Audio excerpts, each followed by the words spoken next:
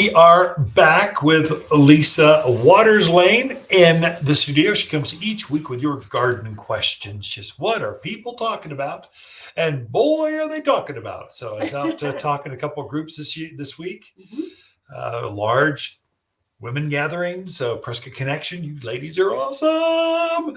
So they treat you well, they feed you well, and they're interested in gardening stuff. Wow, that's a great question. So that's what this is about. How do we impart that or help folks?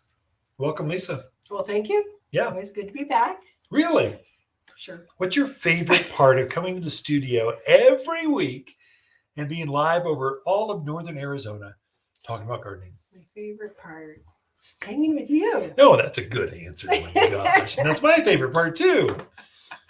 Sure. What kind of gardening questions do we have? Okay. Our first one is from Greg. He's in Prescott. He has a hedgerow of photinias that have turned very pale and not pushing a lot of new growth yet. Wants to know, what do I do about that? Easy. Super, super easy. So, Greg, you need to fertilize more, man. You're starving your plants out. They should have rich, dark, green foliage with tremendous, long, new growth, red growth, thus red-tipped photinia. So it's probably the number one screening plant that we sell here in the mountains of Arizona.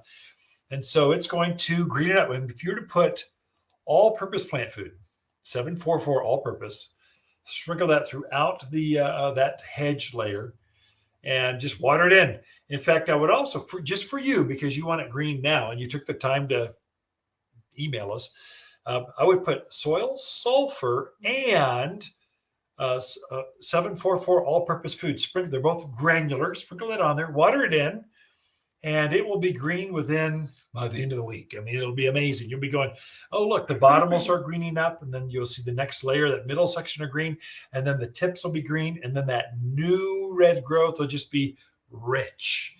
And so if your plants are off color, they should be rich, actively growing now. They should not be looking faded, especially now.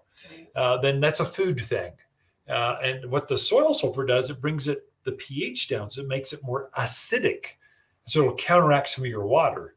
The food will actually encourage new growth and green things up. So you kind of use two in conjunction. And which one goes on first? The plants can't tell, nor do they care. They just want it. Can you do them at the same time? At the same exact time. Put one on and the other, just right out. Just boom, boom. Just go for it. Water it in, will activate it, and away you go. So I would say that's what you do for any hedge, any evergreen. So spruce, pine, cedar, cypress, fir, junipers, they're all going to appreciate that. And then all of your kind of hydrangeas, honeysuckle can go off cycle. Hydrangeas, honeysuckle, gardenias, things that like more acidic. Hollies, they like blueberries, they like things more acidic. That's what you do for those as well. And the soil sulfur is a once a year?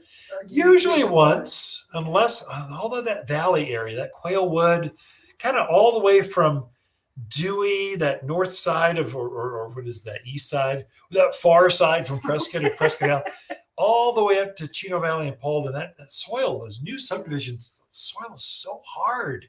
And clay, it can really help counteract some of that hard clay. So you'll find things yellow more in those areas, that kind of soil. So maybe you do it twice a year. I don't know. But if you're regularly feeding with the all-purpose, we put sulfur in that already because we know you'll struggle with that. Just for things that are obviously your maples are not coloring up well. That's a classic pH. Give it some soil sulfur.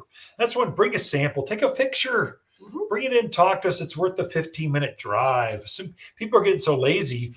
They just won't even get off their sofa and off their phone anymore. You got to come visit sometimes. You can only describe so many things over, a text. Right. It's a challenge. So pictures are great. Leaves in a baggie are even great. Better. And it is worth the drive because it is gorgeous at the garden center right now. So, we'll share butterflies and flowers with you while you're here. You betcha. What else we got?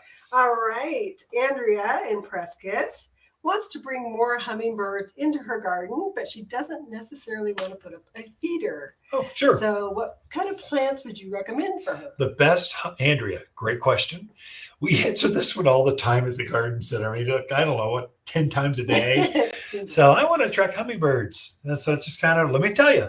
So they love things with a tubular shaped flower. And so the vines would be honeysuckle. They love that. Trumpet vine, that says it all right there. Big red flower with a trumpet vine. They'll love that. Shrubs are going to be Rose of Sharon, hydrangeas, or hibiscus, lilacs. They all love those. And now to your flowers, perennials specifically, they really favor yellow and red kinds of flowers, as well as tubular shaped.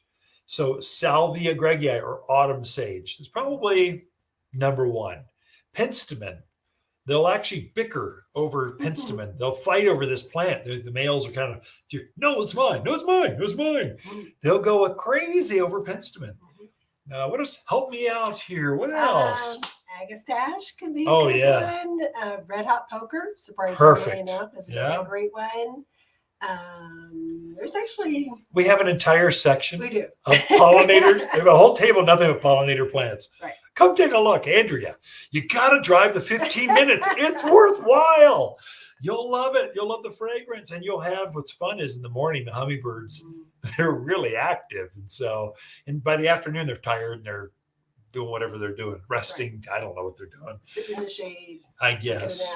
Yeah. Which is what we wish we were doing. So next question is Robert in Chino. Has a baking hot hillside. Nice. About 100 square feet. Wants to cover it with some ground cover. Not total, okay. But help with erosion. Just give it a better look. What do you recommend that would take the hot sun, be low water use, and easy to care for? Where's that? Chino Valley? Is that where that was? Chino. So this is for anyone, but Chino's got sun and wind. Yeah. They got the dynamic duo out there. So you got to think a little bit differently. But some that are just bulletproof, especially for 100 square feet. It's just 10 by 10. 2 or 3 plants will take care of that for you. I'd probably get 3 of them, put them in a triangular pattern. That'll fill that thing up by the end of the year, it'll be filled up. But we got a whole section of that kind of area, but it's junipers, cotoneaster, or cottoneaster is how it's spelled. Those are 2, some of them almost native. They're native plants that do really well here. They'll take the sun, the wind, drive over them with a truck. They'll still grow. Another one that's real cute. It's real pretty. It's kind of a ball shape, but potentilla or potentella, if you say it in the Midwest. It's a knee-high ball-shaped thing with flowers the size of a quarter. Loves sun, brutal wind, blooms from May through September, long bloom cycle. Animals don't eat antelope, aren't going to eat those. So those are good choices. That's when it's probably worthwhile coming in and taking a look. I would also look at some of your vines because you're trying to fill up a hillside. Honeysuckle. That's probably a good one. Rosemary.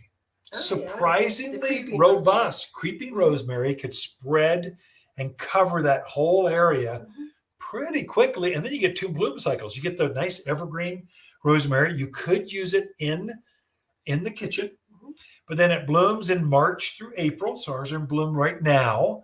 And then it will take a break in summer. It blooms again in the fall. So it's got a lot going on for it. But rosemary is a great choice.